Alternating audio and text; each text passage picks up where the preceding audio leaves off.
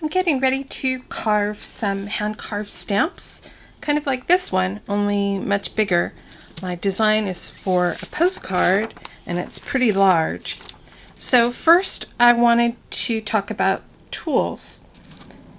These are carving rubber. They're called carving blocks, and these are by Speedball. This one is sort of like a pink eraser.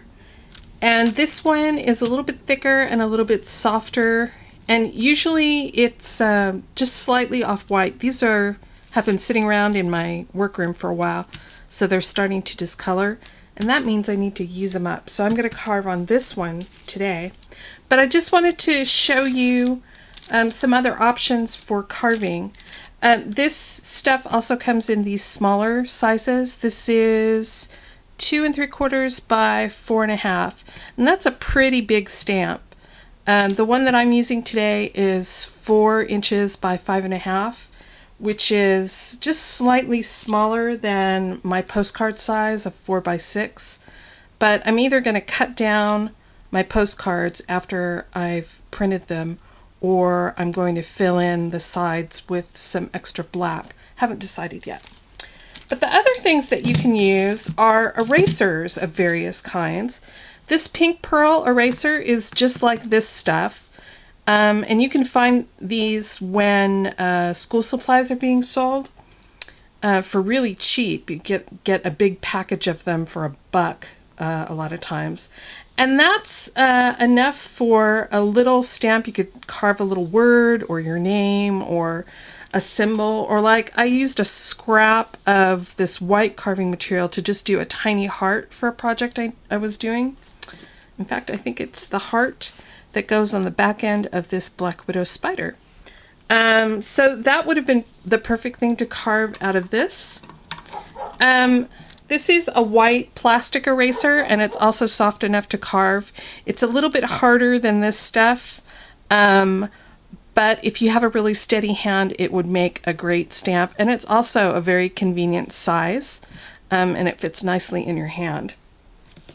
And then every so often Dollar Tree and some of the other discount stores sell these really enormous erasers, and they are slightly harder than this stuff, but they're great for carving, and they're great for carving like bands or borders. So you don't necessarily have to invest the big bucks in carving material if you're just starting out. You can just go get yourself a pink eraser, or go to the dollar store and see if you can find either one of these, and that will get you going. The other thing that you'll need is carving tools, and this is again Speedball. I think I bought a kit the first time I did this, and it's the handle and then all the different carving tools. And the only difference between these pieces is the size of the carving area. If you can see, these are very narrow, and this one is very wide, and so is this one.